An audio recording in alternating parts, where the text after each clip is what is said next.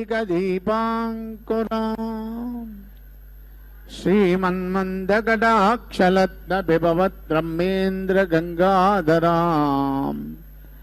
त्वां त्रैलोक्यकुटुम्बिनी सरसिजां वन्दे मुकुन्दप्रियाम्। ईशानां जगतोऽस्य वेङ्कटपते विष्णोः परां प्रेयसीम् तद्भक्षस्थलनित्यवासलसिकां तक्षान्ति संवर्तिनीम् पद्मालङ्कुशपारुपल्लपर्वां पद्मासनस्तां श्रियं वात्सल्याभिगुणोज्ज्वलां भगवतीं वन्दे జగన్మాతరం. కళ్యాణోత్సవానికి వచ్చినటువంటి భక్తులకు మరియు శ్రీ వెంకటేశ్వర భక్తి ఛానల్ ద్వారా వీక్షిస్తున్నటువంటి భక్తజన సముద్రమునకు శ్రీ పద్మావతి అమ్మవారి యొక్క ఆశీస్సులు. కళ్యాణోత్సవం జరుగుతున్నంతసేపు ఒకరితో ఒకరు మాట్లాడుకోకుండా అర్చకుల వారు చేసేటువంటి విధి విధానాలను చూస్తూ స్వామివారి అమ్మవారి యొక్క అనుగ్రహానికి పాత్రులు కండి. మేము సంకల్పం చెప్తాము. మేము సంకల్పం చెప్పినప్పుడు మీరు కూడా మనస్సులోనే సంకల్పించుకుంటూ మీ యొక్క గోత్రనామములు, మీకు కావలసినటువంటి వారి యొక్క గోత్రనామములు కూడా మనస్సులోనే సంకల్పించుకొని అమ్మవారిని ప్రార్థించండి. శుక్లాంబరధరం విష్ణుం జయవర్ణం చతుర్భుజం ప్రసన్నవదనం ధ్యాయే సర్వవిఘ్నోపశాంతయే. యశ్వద్వరదవక్తాక్షపారిసజ్జా పరిష్ఠితం విఘ్నం నిఘ్నం జదతం విశ్వక్షీణం సమాక్షయే. గోవింద గోవింద గోవింద అద్య శ్రీ భగవతో మహాపురుషస్య ఆద్య బ్రహ్మణా విజయ ప్రాప్తే శ్వేతవరహాః కల్పే వైవస్వతమన్వంతరే కలియుగే ప్రథమ పాదే జంబోద్వీపే భక్తవర్షే భక్తఖండే మేరోః అశ్విన్నమర్తమానే వ్యవహారకే చాంద్రమానేన ప్రభవాది సత్య సంవత్సరాణాం మధ్యే శ్రీ విశ్వావసో నామ సంవత్సరే దక్షిణాయనే హిమంత ఋతౌ పుష్యమాసే కృష్ణపక్షే సప్తమ్యాయాం వాసరః వాసరస్తు స్థిరవాసరస్తాయాం హస్తానక్షత్రయుక్తాయాం శుభనక్షత్ర శుభయోగ శుభకరణ ఏవం గుణ విశేషణ విశిష్టాయాం అస్యాం శుభతిథౌ శ్రీ భగవతాజ్ఞాయాం భగవత్కైంకర్యరూపం శ్రీమన్నారాయణ ప్రీత్యర్థం శ్రీభోగ శ్రీనివాస సమేత శ్రీ పద్మావతి దివ్య శ్రీచరణారవిందయోః రాజరాష్ట్ర అభివృద్ధ్యర్థం లోకక్షేమాభివృద్ధ్యర్థం సర్వేషాం మహాజనానాం క్షేమశ్చైరవీర్యవిజయాైరారోగ్య అష్ట ఐశ్వర్యాభివృద్ధ్యర్థం ధర్మార్థకామమోక్ష చతుర్బలబలపురుషార్థసిద్ధ్యర్థం ఇష్టకామ్యార్థసిద్ధ్యర్థం మనోవాంఛతాబలపున్నబలసిద్ధ్యర్థం రాజద్వారి సర్వకార్యానుకూలసిద్ధ్యర్థం శ్రీపద్మావతి పరిపూర్ణకటాక్షసిద్ధ్యర్థం శ్రీపద్మావతి దివ్య శ్రీచరణారవిందయోః ప్రాతకాల కళ్యాణోత్సవాంగా ఆచార్యముఖేన కారయిష్యే इति संकल्प्य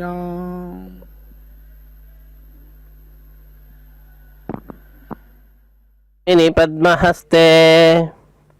पद्मालये पद्मदलायताक्षि विश्वप्रिये विष्णुमनोनुकूले त्वत्पादपद्मं मयि सन्निधत्स्व। नमः पद्मावती. ಪದ್ಮಾವತಿ ಅಮ್ಮನವರ ಕಲ್ಯಾಣೋತ್ಸವ ಕಾರ್ಯಕ್ರಮ ಕ್ಷೇತ್ರ ತಿರುಚಾನೂರು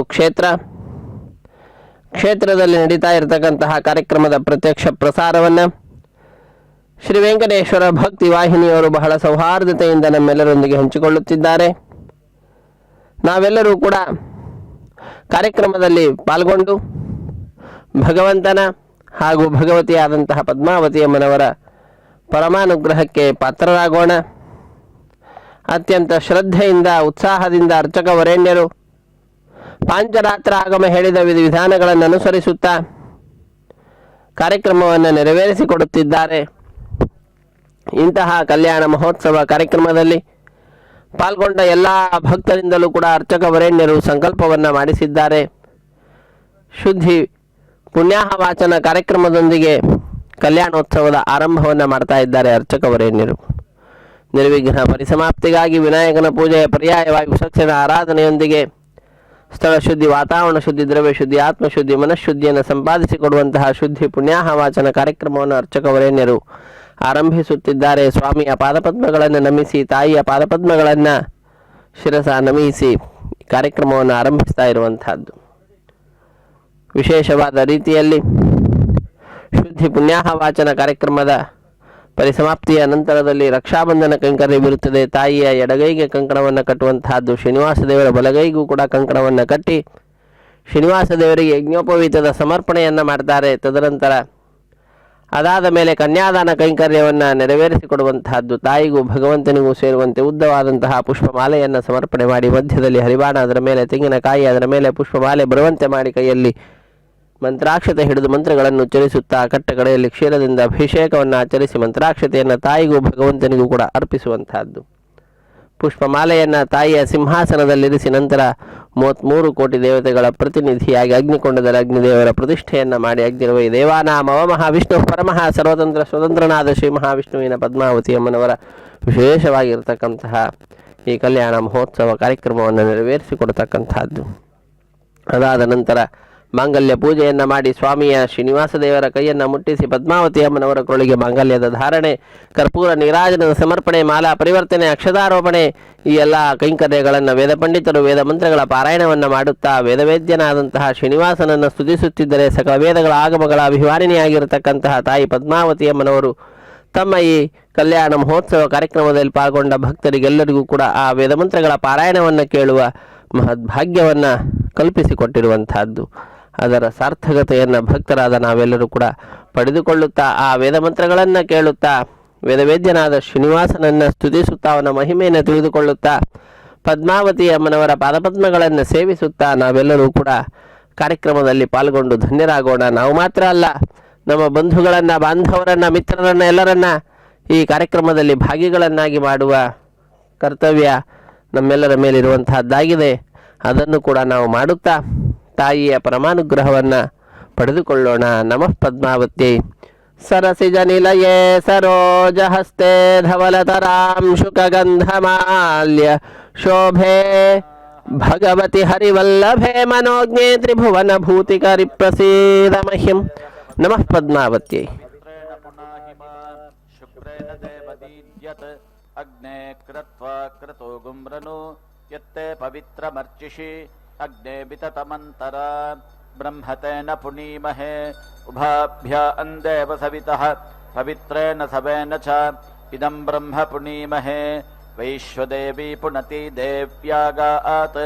ಯಸ್ಯೈ ಬಹ್ವೀಸ್ತನುವೋ ವೀತಪೃಷ್ಠಾಃ ತಯಾ ಮದಂತಃ ಸಧಮಾದ್ಯೇಷು ವಯಗ್ಸ್ಯಾಮ ಪತಯೋರಯೀನಾಂ ವೈಶ್ವಾನರೋ ರಶ್ಮಿಭಿರ್ಮಾ ಪುನಾತು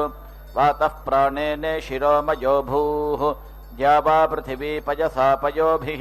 ಋತಾವರಿ ಯಜ್ಞಿಯೇ ಮಾ ಪುನೀತಾಂ ಬೃಹದ್ಭಿಃ ಸವಿತಸ್ತ್ರಿಭಿಃ ಪರಿಶಿಷ್ಠೈರ್ದೇವಮನ್ಮಭಿಃ ಅಗ್ನೇ ದಕ್ಷೈಃ ಪುನಾಹಿಮಾ ಯೇನ ದೇವಾ ಅಪುನತ ಯೇನಾಪೋ ದಿವ್ಯಂಕಷಃ ತೇನ ದಿವ್ಯೇನ ಬ್ರಹ್ಮಣ ಇದಂ ಬ್ರಹ್ಮ ಪುನೀಮಹೇ. ಯಃ ಪಾವಮಾನೀರಧ್ಯೇತಿ ಋಷಿಭಿಃ ಸಂಭೃತಗಂ ರಸಂ ಸರ್ಪಗಂ ಸಪೂತಮಶ್ನಾತಿ ಸ್ವದಿತಂ ಮಾತರಿಶ್ವನ ಪಾವಮಾನೀರ್ಯೋ ಅಧ್ಯೇತಿ ಋಷಿಭಿಃ ಸಂಭೃತಗಂ ರಸಂ ತಸ್ಮೈ ಸರಸ್ವತೀ ದುಹೇ ಕ್ಷೀರಗಂ ಸರ್ಪಿರ್ಮಧೂದಕಂ ಪಾವಮಾನೀ ಸ್ವಸ್ತ್ಯಯನೀಃ सुदुघा हि पयस्वतीः ऋषिभिः सम्भृतो रसः ब्राह्मणेष्वमृतगं हितं पावमानीर्दिशन्तु नः इमं लोकमथो अमुं कामान् समर्थयन्तु नः देवीर्देवैः समाभृताः पावमानी स्वस्त्ययनीः सुदुघा हि घृतश्च्युतः ऋषिभिः सम्भृतो रसः ब्राह्मणेष्वमृतगं हितं येन देवाः पवित्रेण आत्मानं पुनते सदा तेन सहस्रधारेण पावमान्यः पुनन्तु मा प्राजापत्यं पवित्रं शतोद्यामगं हिरण्मयं तेन ब्रह्मविदो वयं पूतं ब्रह्म पुनीमहे इन्द्रः सुनीति सहमा पुनातु सोमस्वस्त्या वरुणः समीच्य यमो राजा अप्रमृणाभिः पुनातु मा जातवेदामोर्जयन्त्या पुनातु भूर्भुवः सुवः तच्छंयोरावृणीमहे गातुं यज्ञाय गातुं यज्ञपतये दैवी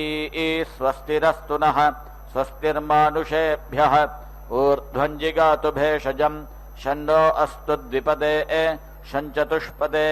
ॐ शान्तिः शान्तिः शान्तिः।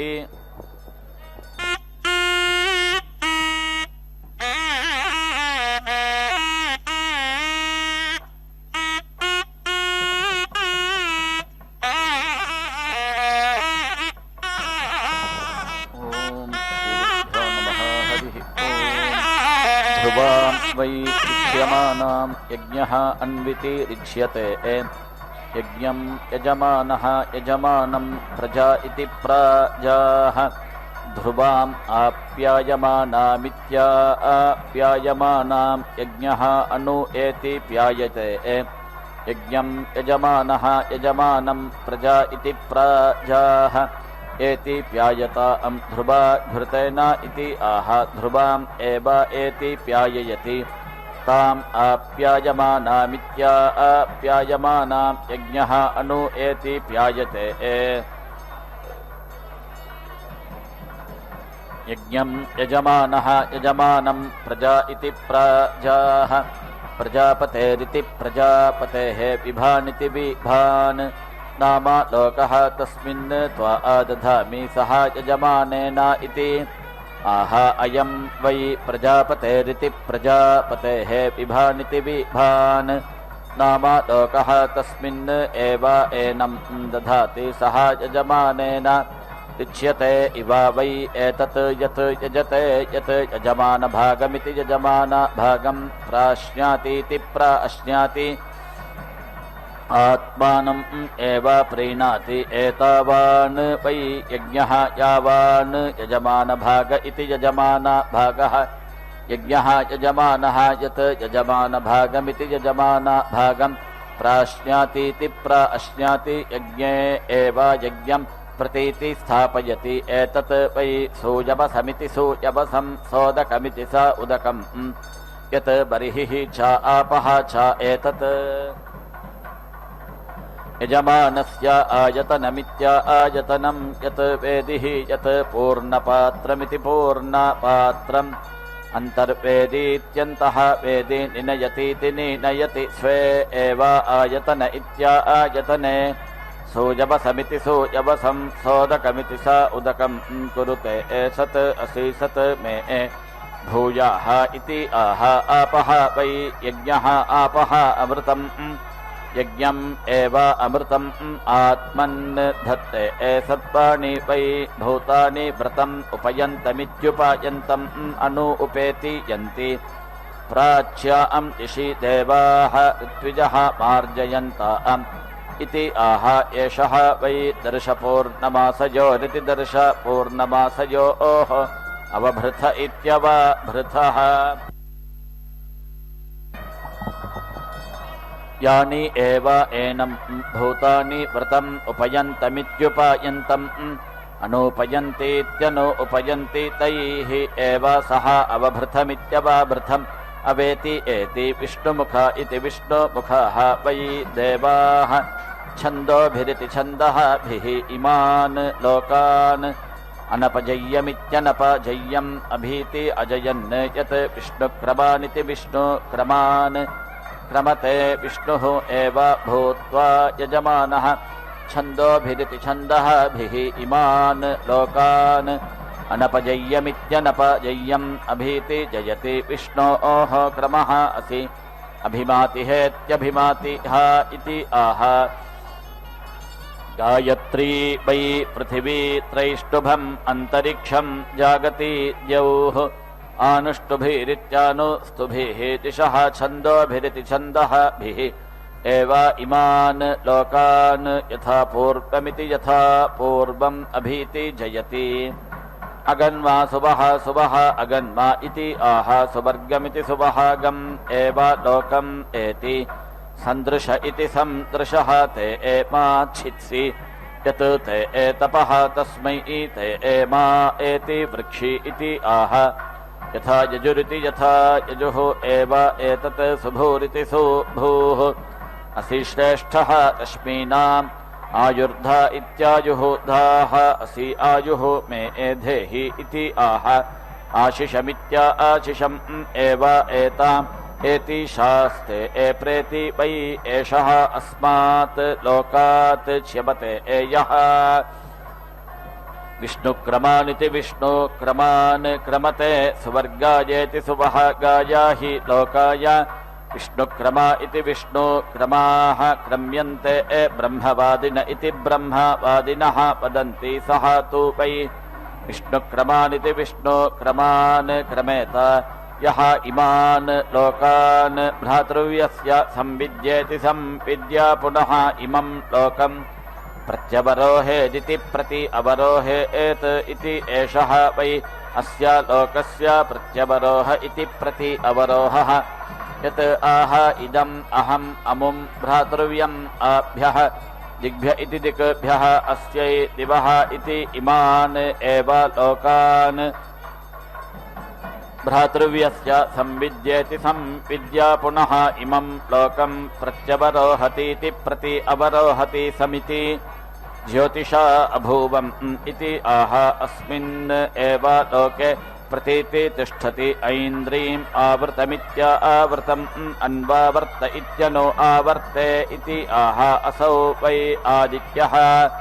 इन्द्रः तस्य एव आवृतमित्या आवृतम् अन्विति पर्यावर्तत इति परि आवर्तते दक्षिणा पर्यावर्तत इति परि आवर्तते स्वम् एव वीर्यम् अन्विति पर्यावर्तत इति परि आवर्तते तस्मात् दक्षिणः अर्धः आत्मनः वीर्यावत्तर इति वीर्यावत्तरः अथो इति आदित्यस्य एव आवृतमित्या आवृतम् अन्विति पर्यावर्तत इति परि आवर्तते समिति अहम् प्रजयेति प्राजया समिति मया प्रजेति प्राजा इति आह आशिषमित्या आशिषम् एव एताम् एति शास्ते समिद्ध इति समिद्धः अग्ने मे दीदिः समेद्धेति सम् एद्धा ते अग्ने दीद्यासम् इति आह यथा यजुरिति यथा यजुः एव एतत् वसुमानिति वसुमान् यज्ञः वसीयान् भूयासम् इति आह आशिषमित्या आशिषम् एव एताम् एति शास्ते बहु वै गार्हपत्यस्येति गार्हपत्यस्य अन्ते मिश्रम् इवाचर्यते अग्निपावमानीभ्यामित्या अग्निपावमानीभ्याम् गार्हपत्यमिति गार्हपत्यम् उपेति तिष्ठते पुनाति एव अग्निम् पुनीते आत्मानम् द्वाभ्याम् प्रतिष्ठित्या इति प्रतिष्ठित्यै अग्ने गृहपत इति गृहपते इति आह यथा यजुरिति यथा यजुः एव एतत् शतं हिमा आह इति आह शतं त्वा हेमन्तान् इन्धिषीया इति वाव एतत् आह पुत्रस्य नाम गृह्णाति अन्नादमित्यन्नादम् एव एनं करोति ताम् आशिषमित्या आशिषम् एति शासे एतन्तवे ज्योतिष्पतिम् इति ब्रूयात् यस्य पुत्रः अजातः स्यात् तेजस्वी एव अस्य ब्रह्मवर्चसीति ब्रह्मवर्चसी पुत्रः जायते ताम् आशिषमित्य आशिषम् एति शासे अमुष्मै ज्योतिष्पतिम् इति ब्रूयात् यस्य पुत्रः जातः स्यात् तेजः एव अस्मिन् ब्रह्मवर्चसमिति ब्रह्मवर्चसं दधाति यः वै यज्ञं प्रयुज्येति प्रायुज्य न विमुञ्चतीति विमुञ्चति अप्रतिष्ठान इत्यप्रतिष्ठानः वै सः भवति कः त्वा आयुनक्ति सः त्वा आवीति मुञ्चतो इति आह प्रजापतिरिति प्रजापतिः वै कः प्रजापतिनेति प्रजापतिना एव एनं युनक्ति प्रजापतिनेति प्रजापतिना आवीति मुञ्चति प्रतिष्ठित्य इति प्रतिष्ठित्य ईश्वरं वै व्रतम् अविसृष्टमित्यविसृष्टं प्रदः इति प्रादहः अग्ने व्रतपत इति व्रतपते व्रतम् अचारिषम् इति आह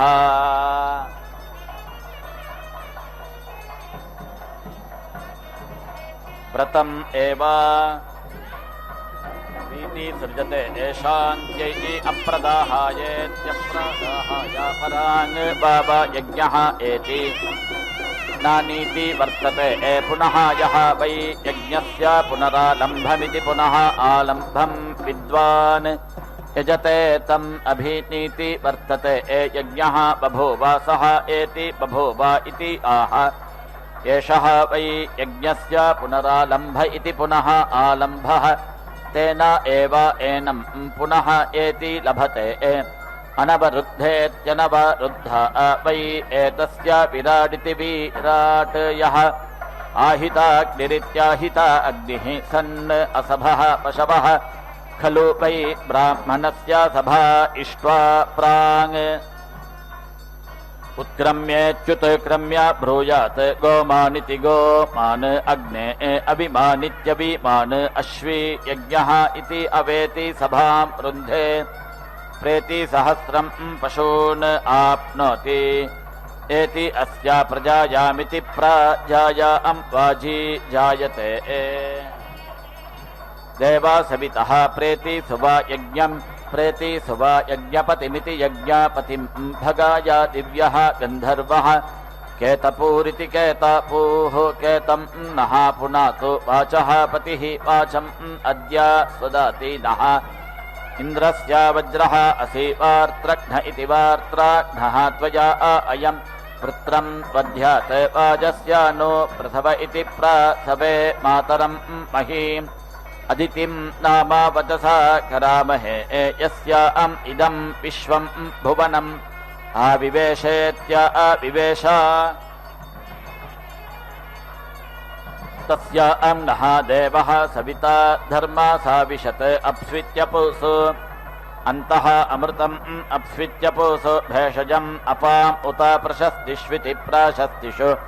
अश्वा आह भवथा वाजिनः वायुः वा त्वा मनुः वा त्वा गन्धर्वाः सप्तविंशतिरिति सप्तविंशतिः ते अग्रे अश्वम् आयुञ्जन् ते अस्मिन् जवम् एति अदधुः अपाम् नपात् आशु हेमन्नित्याशु हेमन् यः ऊर्मिः ककुत्मानिति ककुत्मान् प्रतूर्तिरिति प्रतूर्तिः वाजसातम इति वाजासातमः तेन अयम् वाजम् सेत् विष्णोः क्रमः असि विष्णोः क्रान्तम् असि विष्णोः विक्रान्तमिति विक्रान्तम् असि अङ्कौ ण्यङ्काविति नि अङ्कौ अभितः रथम् यौ ध्वान्तम् वाताग्रमिति वाता अग्रम् अन्विति सञ्चरन्ताविति संचरन्तौ दूरे हेतिरिति दूरे हेतिः इन्द्रियावानिति इन्द्रियावान् पतत्री ते नः अग्नयः पप्रयः पारयन्तु देवस्य अहं सवितुः प्रसव इति प्रसवे बृहस्पतिना वाजजितेति वाजाजिता वाजं ज्येष्ठं देवस्य अहं सवितुः प्रसव इति प्रसवे बृहस्पतिना वाजजितेति वाजाजिता परिशिष्ठं नाकं रुहेयम् इन्द्राय इन्द्रं वाजं जापयत इन्द्रः वाजम् अजयित अश्वाजनीत्यश्वा अजनि वाजिनी वाजेषु वाजिनी पतीति वाजिनी पति अश्वान्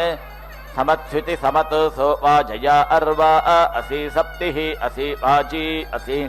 वाजिनः वाजम् धावत मरुतां प्रसव इति प्रासवे जयता वीति योजना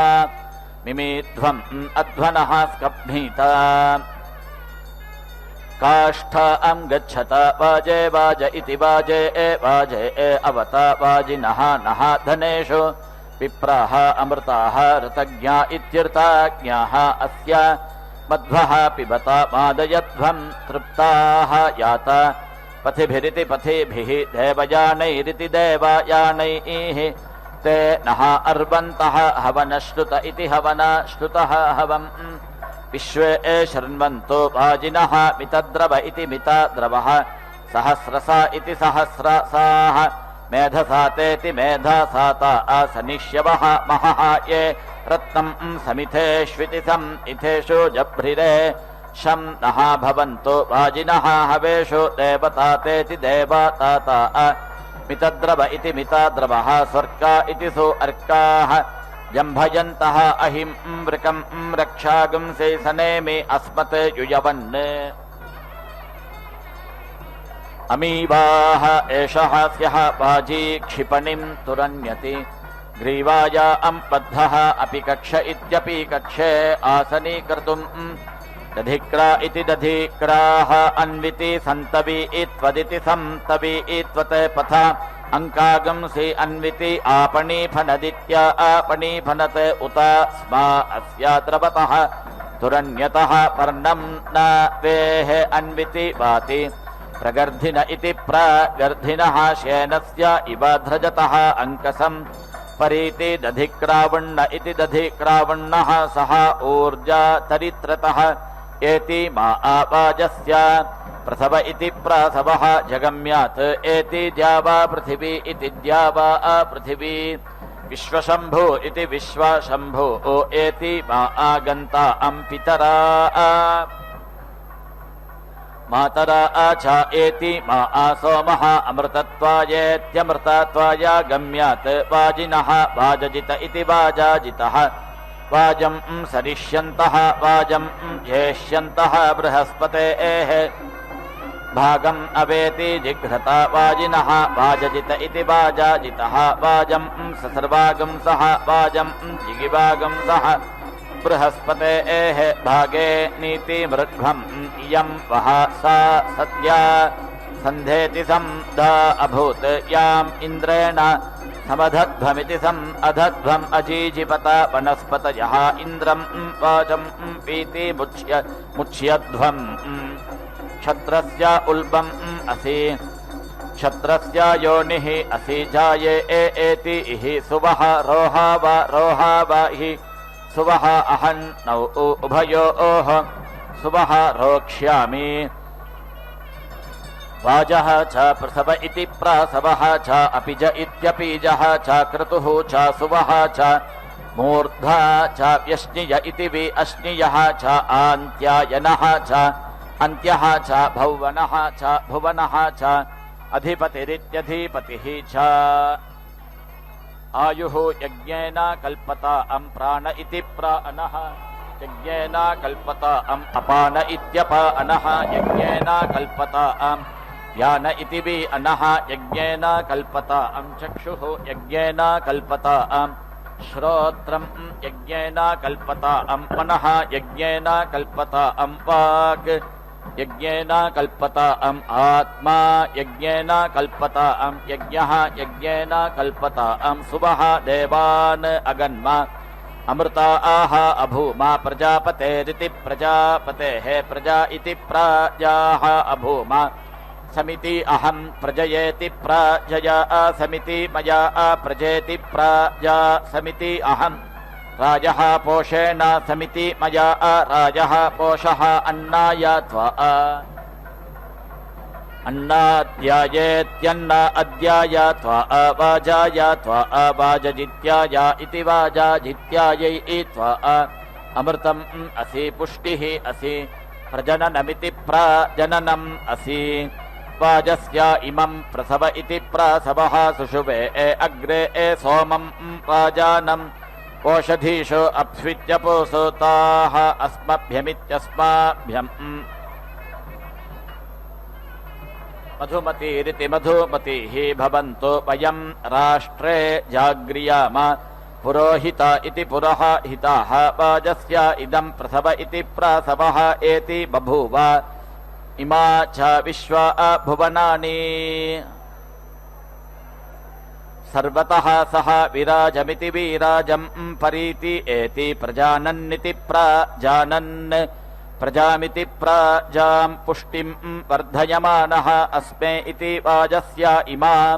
प्रसव इति प्रासवः शिशिर्ये दिवम् इमा च विश्वा भुवनानि सम्राडिति सम्राट् अदित्सन्तं दापयतु प्रजानन्निति प्राजानन् रयिं च नः सर्ववीरामिति सर्ववीराम्नीति यच्छतु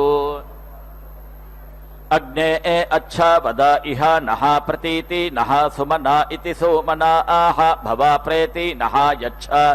भुवः पते धनदा इति धनदाः असि नः त्वं प्रेति नः यच्छतु अर्यमा प्रेति भगः प्रेति बृहस्पतिः प्रेति देवाः प्रेति उता सूनृता प्रेति वाक् देवी ददातु नः अर्यमणं बृहस्पतिम् इन्द्रं दानाय चोदय वाचं विष्णुं सरस्वतीं सवितारं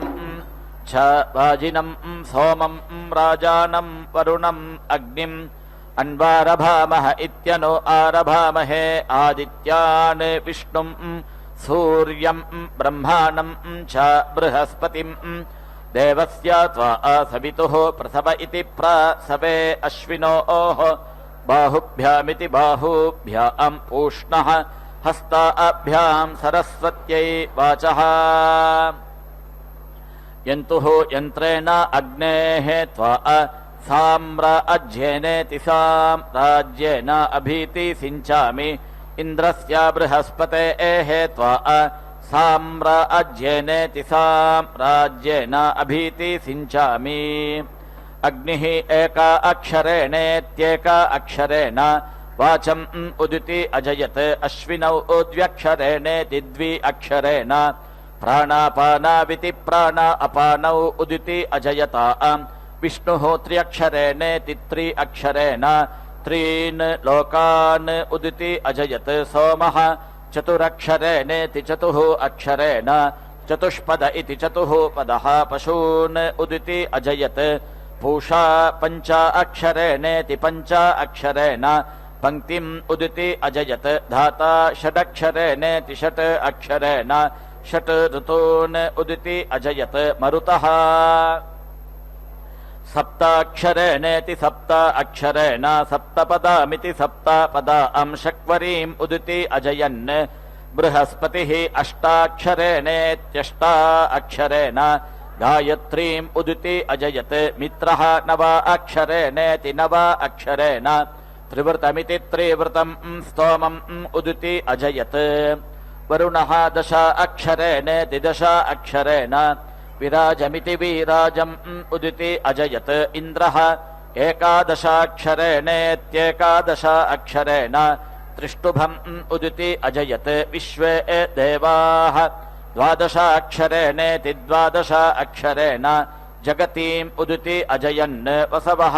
त्रयोदशाक्षरेणेति त्रयोदश अक्षरेण त्रयोदशमिति त्रयः दशं स्तोमम् उदिति अजयन् रुद्राः चतुर्दशाक्षरेणेति चतुर्दश अक्षरेण चतुर्दशमिति चतुर्दशं स्तोमम् उदिति अजयन् आदित्याः पञ्चदशाक्षरेणेति पञ्चदश अक्षरेण पञ्चदशमिति पञ्चदशं स्तोमम् उदिति अजयन् अदितिः षोडशाक्षरेणेति षोडश अक्षरेण षोडशं स्तोमम् उदिति अजयत् प्रजापतिरिति प्रजापतिः सप्तदशाक्षरेणेति सप्तदश अक्षरेण सप्तदशमिति सप्तदशं स्तोमम् उदिति अजयत् उपयाम गृहीत इत्युपयाम गृहीतः असि नृषदमिति नृसदं त्वा दृषदमिति द्रुसदं भुवनसदमिति भुवनासदम् इन्द्रायाजुष्टं गृह्णामि एषः ते योनिः इन्द्राय त्वा उपयाम गृहीत इत्युपयाम गृहीतः असि अप्सुषदमित्यप्सु सदं त्वा घृतसदमिति घृतासदं व्योमसदमिति व्योमासदम् इन्द्रायाजुष्टं गृह्णामि एषः ते योनिः इन्द्राय त्वा उपयाम गृहीत इत्युपयाम गृहीतः असि पृथिविषदमिति पृथिवी सदं त्वा अन्तरिक्षसदमित्यन्तरिक्षसदं नाकसदमिति नाकासदम् इन्द्रायाजुष्टं गृह्णामि एषः ते योनिः इन्द्राय त्वा ये ग्रहाः पञ्चजनीना इति पञ्चजनीना आह येषां तिस्रः परमजा इति परमजाः दैव्यः कोशः समुब्जित इति समुब्जितः तेषां विशिप्रियाणामिति विशिप्रियाणाम् इषम् ऊर्जं समिति अग्रभीम् एषः ते योनिः इन्द्राय त्वा अपां रसम् उद्वयसमित्युत वयसम् सूर्यरश्मिमिति सूर्यरश्मिम् समाभृतमिति समाभृतम् अपां रसस्यायः रसः तं वः गृह्णामि उत्तममित्युत तमम् एषः ते योनिः इन्द्राय त्वा अया विष्ठा इति विस्थाः जनयन् कर्पराणि सह हि घृणिः उरुः वराय गातुः सह प्रति उदिति ऐत धरुणः मध्वः अग्रं स्वायां यत् तनुवां तनूम् ऐरयत ऐरयत उपयाम गृहीत इत्युपयाम गृहीतः असि प्रजापतय इति प्रजापतये त्वा अजुष्टं गृह्णामि एषः ते योनिः प्रजापतय इति प्रजापतये त्वा अन्विति अह मासा आह अन्विति इत वनानि अन्विति ओषधीः अन्विति पर्पतासः अन्विति इन्द्रं रोदसी इति वावशाने इति अन्विति आपः अजिहत जायमानम् अन्विति ते दायि महे इन्द्रियाय सत्रा ते विश्वम् अन्विति वृत्रहत्य इति वृत्राहत्ये अन्विति क्षत्रम् अन्विति सहः यजत्र इन्द्रादेवेभिः अन्विति ते नृशह्य इति नृसह्य इन्द्राणीम् आसु नारिषु सुपत्नीमिति सुपत्नीम् अहम् अश्रवम् न हि अस्याः अपरं च न जरसा मरते पतिः न अहम् इन्द्राणीरारण सख्युः वृषाकपेरिति वृषाकपेः ऋते यस्या इदम् अप्यम् हविः प्रियम् देवेषु गच्छति यः जातः एव प्रथमः मनस्वान् देवः देवान् क्रतुना पर्यभूषदिति परि अभूषत् यस्या शुष्मात् रोदसी इति अभ्यसेता नृम्णस्य मह्ना सह जना सह इन्द्रः एति ते महः इन्द्र ऊती उग्र समन्यव इति समन्यवः यत् समरन्तेति समरन्ता सेनाः पताति दिद्युत् नर्यस्य बाहुवोः माते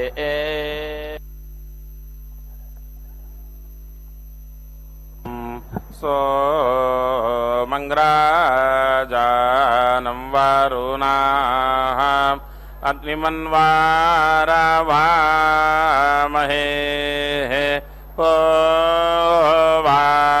वाहाय आदित्यं विष्णुं सूर्यं वाहाय ब्रह्माणाञ्च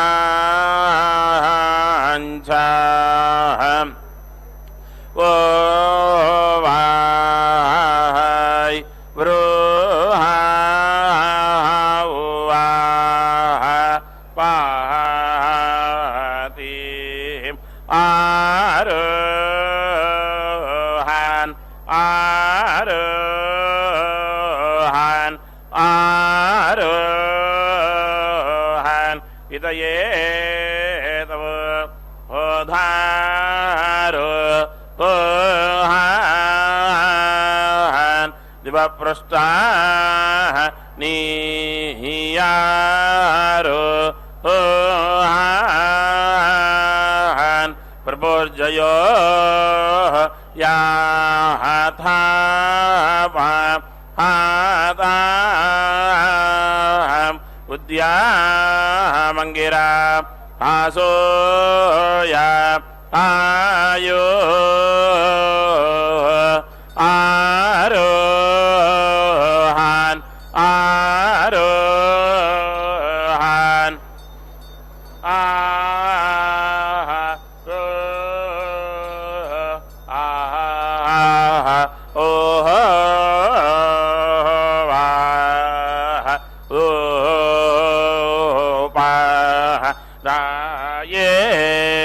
अग्ने महाये स्वाहा धानाय समधीमाय आयिडे स्वाही माहे वृषन् ध्यावा होत्रा यावो वावो थाहि वो हाये रायाया ग्ने महेत्वा वो धानाय समधीमाय आयिडाय स्वाहा माहे वारुषान् द्यावात्रा यापो वाह थाहि वो हाये धन्वे वाह इति मनो वो च ब्रह्मे दिवेर्दत् पारी विश्वा निकाव्या नायमिच्छक्रौ वा भुवात् ओ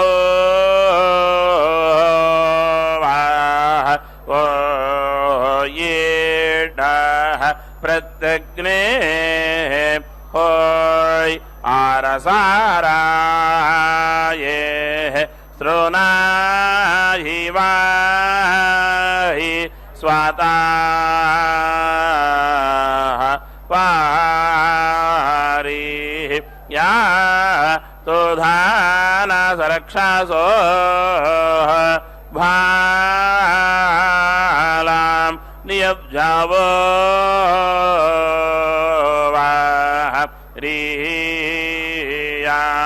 स्वामग्ने स्वामग्नाये वासंगृहा रुद्रांगादि तीयांगुता इजासो ध्वारंजनम मनुजातां घृतपुरुषं इडाभा वो ये डाह पुरोह त्वादाशिवां वचाये आरीराग्नाये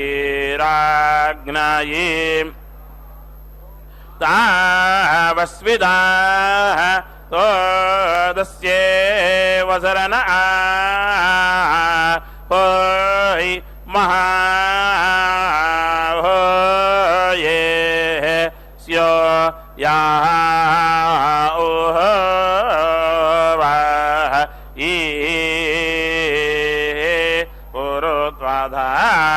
पुरुत्वाधाशिवां वो छे आरायिरा आरिराग्नये तावस्वाइदा तोदस्ये वसर नयो हाजि माः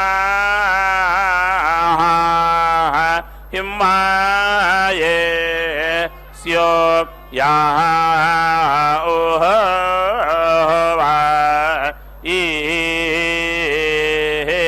पुरुत्वादाशिवां वो आरायिराग्नायि तावस्वाहिदा तो दास्यायिव चारणाय मास्या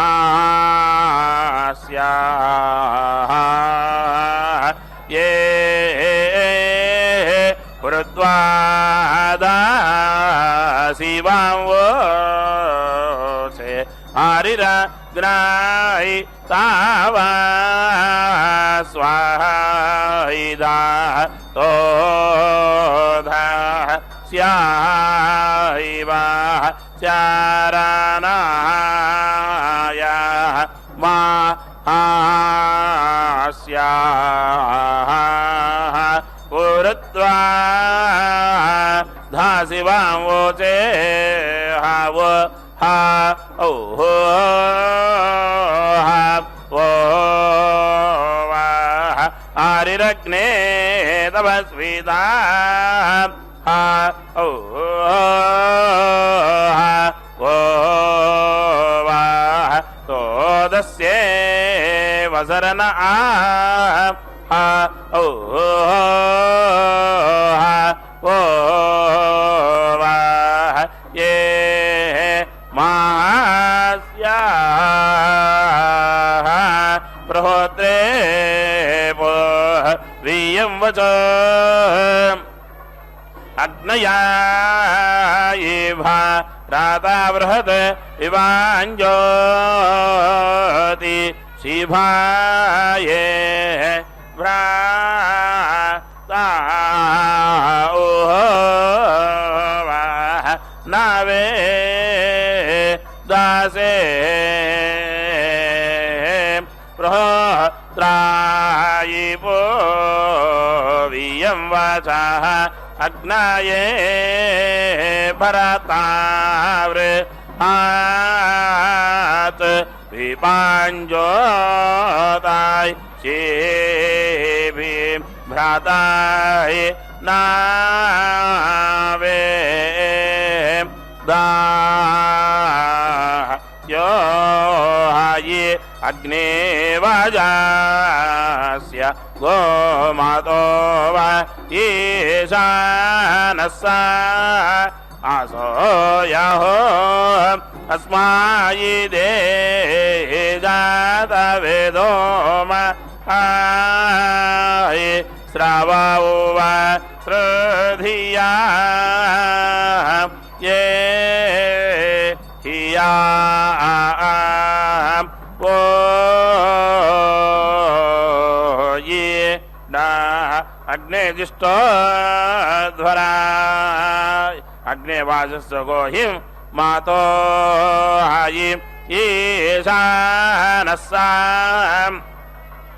आसोया अस्मे दायि जाता वेदा माहि श्रावो हायिवो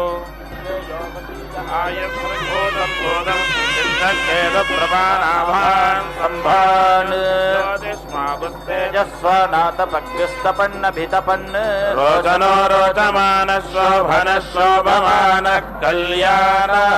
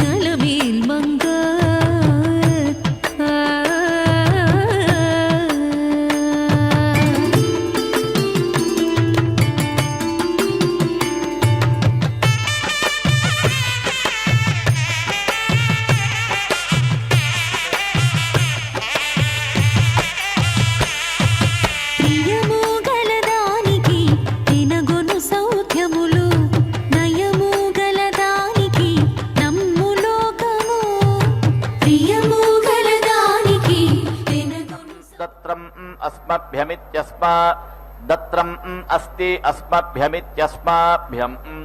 तत् हर्यश्वेति हरि अश्वा प्रेति यन्धि प्रदातारमिति प्रदातारम् हवामहे इन्द्रम् एति हविषा वयम् उभा हि हस्ता वसुना पृणस्व प्रेति यच्छ दक्षिणात् एति उता सव्यात् प्रदातेति प्रदाता वज्री वृषभः तुराशाट् शुष्मी राजा वृत्रहेति वृत्रः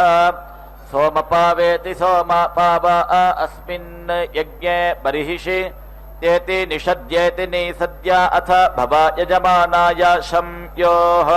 इन्द्रः सुत्रामेति सुत्रामेति सूत्रामा स्वबाणिति स्वाबान्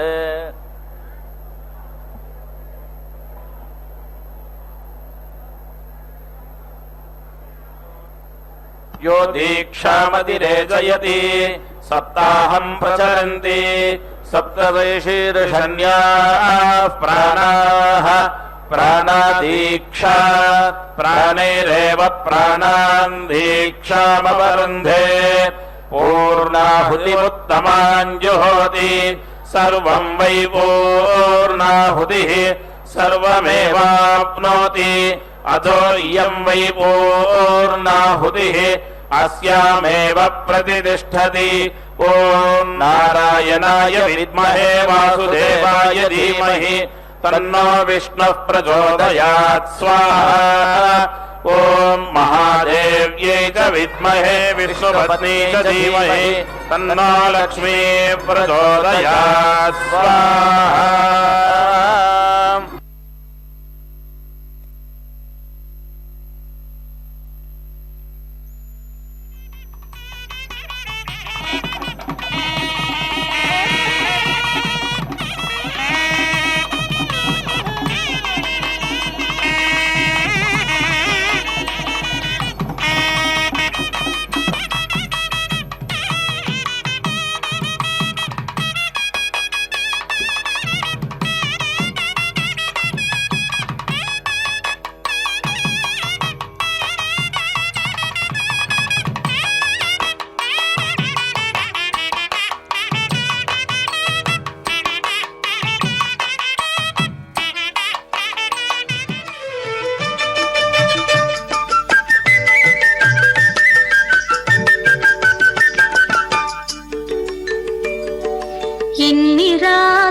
ఉనికి ఇంటి చెలువపు రాశి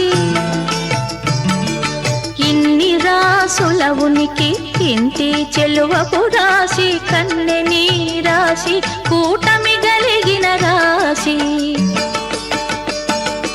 ఇన్ని రాసుల ఉనికి ఇంటి చెలువపు రాశి కన్నెని రాశి